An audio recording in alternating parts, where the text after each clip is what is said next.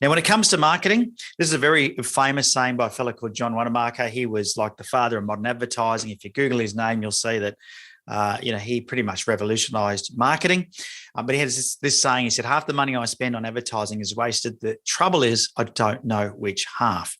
And so, when it comes to marketing, it's easy to start to identify, who's their ideal customer and start spending some money on marketing. But the problem for a lot of people is they don't know what's working and what's not. And in my years of coaching, let me tell you, I have gone into so many businesses where they've actually said they can't afford a coach.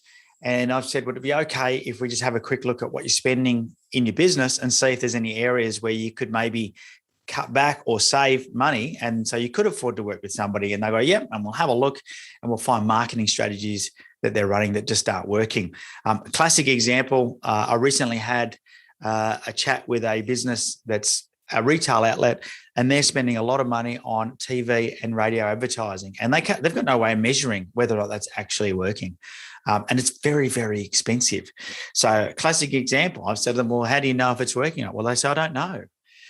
We just think people are coming in because we're playing ads and we're running ads on the TV, and this is pretty common issue, right? So a lot of people will spend money on something, and there's a lot of great salespeople out there when it comes to selling advertising as well. So I'll see people spending money on things like bus advertising, cinema advertising, shopper dockets, and all of those things are interruption marketing. They're not solution marketing. I always say, master the solution marketing first. Work out where are your customers and prospects going when they've got a problem. What is the trigger? So what's the trigger for them to look, and then where are they looking? And that's where you need to be first. Forget about interruption marketing to master that. Now, the reason for that is because, of course, we want our marketing to be profitable. And the people that are looking for a solution are more likely to buy from you than those that you're just interrupting. Okay, it's just the way that it works.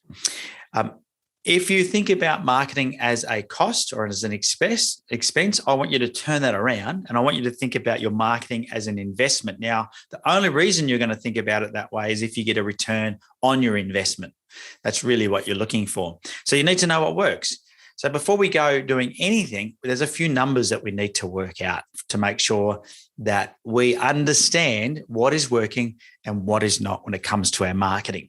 So the only way to do that is to test and measure everything. And so when you get a lead come into your business, you've asked that person, how did you find out about me? When somebody rings in, don't just write call in, ask them. So what prompted you to call me today?